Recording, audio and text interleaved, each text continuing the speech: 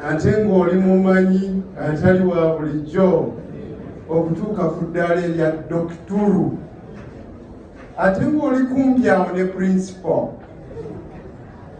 kyokka ng'oluuyi luli era eriyo ne Sseruwemba, ate ono Dimasita Mulamba yalinaanye principal, kyokka ate nga n'atonejjeno Shensaali Mubosa naye ali awo kumpi mukama wange. Laba oluuyi luno eriyo abalamuzi ate nga bamanyi. Laba eno ndi ne bannamawulire nabo nga bamanyi. Abamanyi mu ssomero lino nga basheekh bwe babeera abangi, Sseruwemba bwe bayita bamba shuyukh kikituufu. N'abakontanyi weebali ne bannamawulire, abazadde weebali, bassebo ne bannyabo, n'abayizi abali wano abalungi. Assalaamu alaikum wa rahmatullahi wa barakatuh. Mukama wange bwe ndifuna ettutumu ndowooza ndiggwamu entengerezi ez'okugamba ebigambo wano naddala ng'oli wakati mu bamanyi. Waliwo omusajja atatwagala naye yagenda dde okulunda embogo. Yali minisita nga yakola ku nsonga z'ebweru mu United States of America. Yakulembera wakati wa 1973 n'akoma 1977. Bamuyitanga Henry Kissinger. Yagamba nti ekimu ku birungi ebiri ku ttutumu ne bw'oyogera by'oyogera nga bw'oyogereramu tebibanyumira, balowooza nti bo be baliko ekikyamu, naye bw'ola okuba olina ettutumu by'oyogera bya makulu nnyo. Era baddayo eka nga beenenya nga bagamba nti oba nalemereddwa nti obutategeera bigambo bya musajja oyo ng'ayogera. Nabwekityo ke ndifuna ettutumu, ndifuna ebbeetu okugamba ebigambo nga sitidde. Naye olwaleero nina entengereze kuba ndi wakati mu bamanyi. Ekigambo ekyo nno kikulu nnyo. Mukama wange sitidde. Kubanga bw'obeera mu bamanyi 5 yegwe omumanyi ow'omukaaga. Bw'obeera n'abagagga 5 yegwe omugagga ow'omukaaga. Oyagala okuwangaala n'ensiriŋŋanyi olowooza teweekulule. Nze ndowooza kirungi okuwangaala n'empungu olyoka obuuke. Nabwekityo mbadde n'essanyu ly'amaanyi nga ntudde awo kumpi n'abamanyi. Naye nange siri muntu wa bulijjo bannange. Ssebo omugenyi omukulu, nze yaperereza ku n'akalulu. Abantu ne bamatira nti ddala Nalukoola yasinga wadde w'NUP. Era ffe ab'NUP ffe twali empanga. Ne bagezaako n'okutubba akalulu, naye nga basana ku jjengo. Mungu yawa obukulembeze bassebo ne bannyabo. Munzikirize olwewaana olwo mulutwale mu ngeri nnungi, muleme kunfunako fitina. Wali mukama wange abantu bakuno balina ebintu bye batya, era abamu tebatera byogerako. Bw'obeera ng'oli mumanyi nga wasomako kireeta fitina. Okuba omufunyi kireeta fitina. N'obuyinza buleeta fitina bassebo ne bannyabo. Naye munsabireko nga nange bwe neesabira, Mungu ansobozese obuvunaanyizibwa obwampeebwa buno tubutambuze bulungi. Mukama wange nzikiriza nkozese omukisa guno okwebaza essomero lya Biraali lino olw'omulimu gwe likoze ogw'amaanyi mu kusomesa ennyukuta eyo. Ennyukuta ereetera omwanadamu okulwanyisa ebyeraliikiriza ebisatu. Ntera okubyogerako nga mbigamba principal.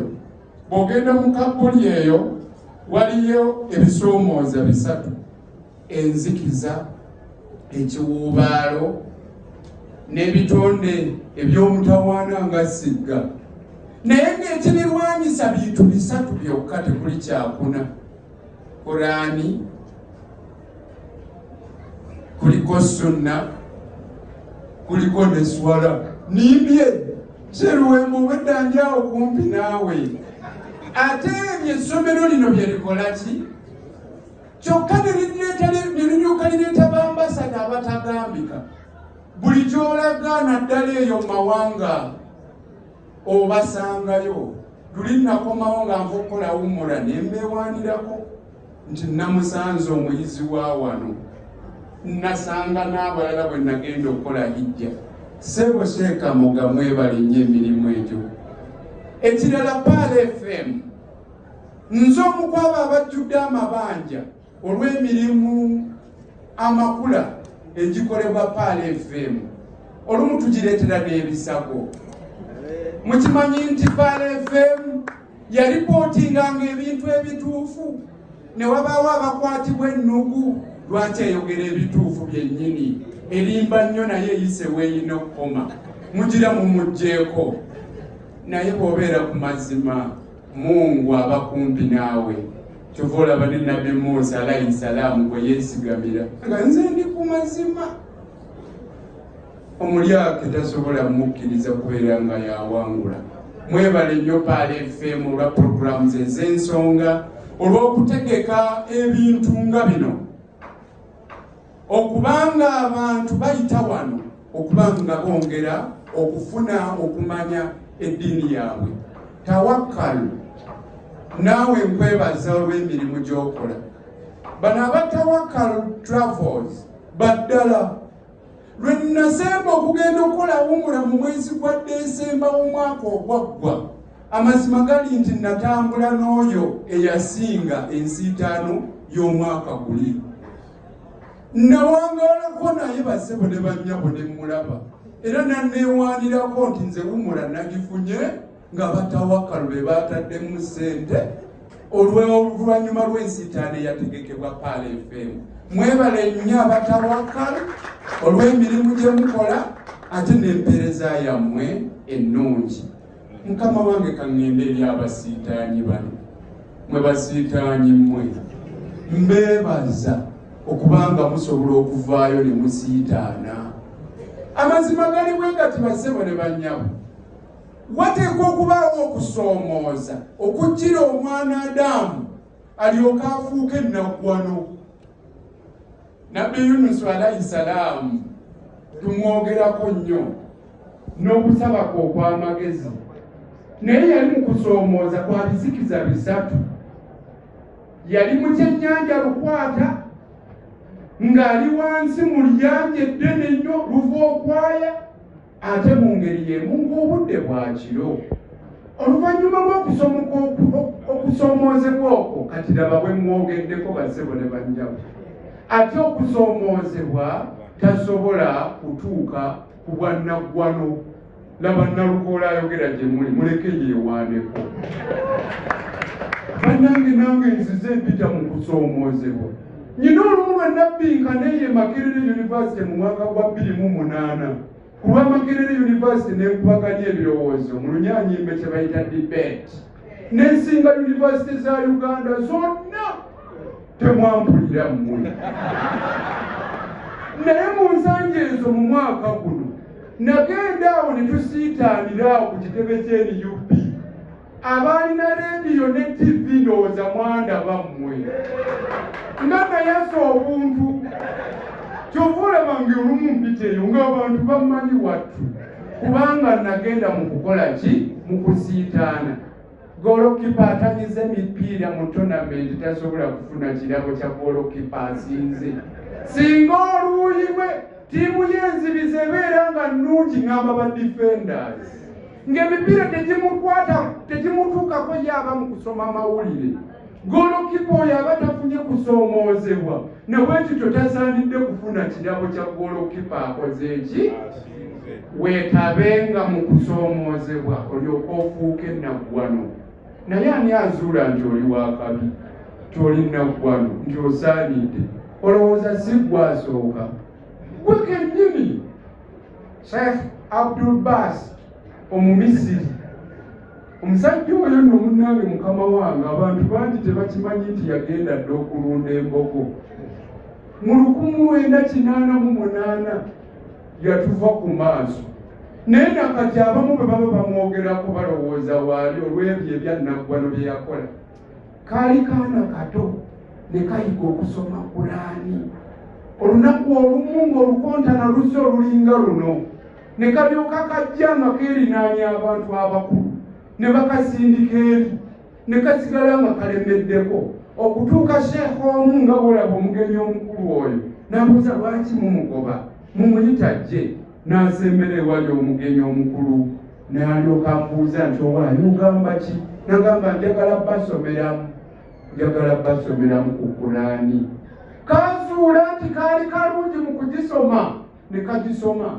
Mbabuulire oyo kwenjogerako ye yali pulezidenti eyasooka ow'abasomi ba Kulaani e Misiri. Oyo kwenjogerako Abdul Baasi yamalayo ebinnonogo byonna ebya Kulaani giyite tajiwidi. Ndowooza byebinnonogo mu Luganda. Nabwekityo okwezuula okwo ate ne weeremerako lyekkuba erisobola okukufuula naggwano. Nze neezuula nti nafaanana maama wange mu kwogera nga nembeggerera. Nesikaayanira kubeera bulooka wa takisi. Nenkaayanira okubeera puliida ekyo ntera kyogera. Kuba puliida bw'aba ayogera omulamuzi aba awandiika. Nabwekityo puliida atunuulira nnyo supiidi ya peeni y'omulamuzi. Puliida ayogera empola nnyonnyola omulamuzi bassebo ne bannyabo. Gwe kyoyinza okulaba ng'obunafu bwange ate ge maanyi gange bannange. Kuba ensonga oziwulira n'ozekkaanya. Naawe zuula amaanyi go, zuula obunafu bwo. Musiitaanyi gwe ndowooza nkugamba ekigambo eky'ensonga. Bassebo ne bannyabo abalungi nga nfundikira ebigambo byange. Abasiraamu amazima gali nti tewali ddembe lyammwe okuggyako nga mulikaayanidde. Teriyo omufuzi mu nsi muno akoowoola abantu ng'abajjukiza eddembe lyabwe balifune, wabula gwalina okuba ng'okaayana nga bwawulira Sheikh Bosa bw'atujjukiza Attorney General nti abakyala temukkiriza okubambula engoye zammwe. Bw'olisirika tolifuna kulwanirako. N'eddembe ddala nti mulekeraawo tutwala mu buduukulu, mulekeraawo tutulugunya nga tetulina misango. Kati muteeberezeemu abaakwatibwa ku kufa kwa Joan Kagesi nakati bye mulaba ebivaayo. Mulowoozeemu abaakwatibwa ku kufa kwa Andrew Felix Kaweesa. Mulowoozeemu abazze bakwatibwa ng'ate bo batulugunyizibwa. N'ekyokuteebereza obuteebereza nti oli muzzi wa misango ne bakituggyako ffe ne bakutusalira nga tebannaba na kutuwulira. Bwe mutaakaayane mmwe eddembe lyaffe tetujja ddifuna. Ate ffe abakaayanira eddembe tunyumirwa nnyo okukaayanira awamu n'oyo akaayanye. Nze nafunako omusajja nga bamuyita Vincent Kakoola. Yava eyo e Masaka. Omusajja bamuteeka mu kaduukulu akawunya ne babateekamu abantu bangi. Ng'ate baali bamutweteseeko emisango nga baagala omubbako ekibanja kye.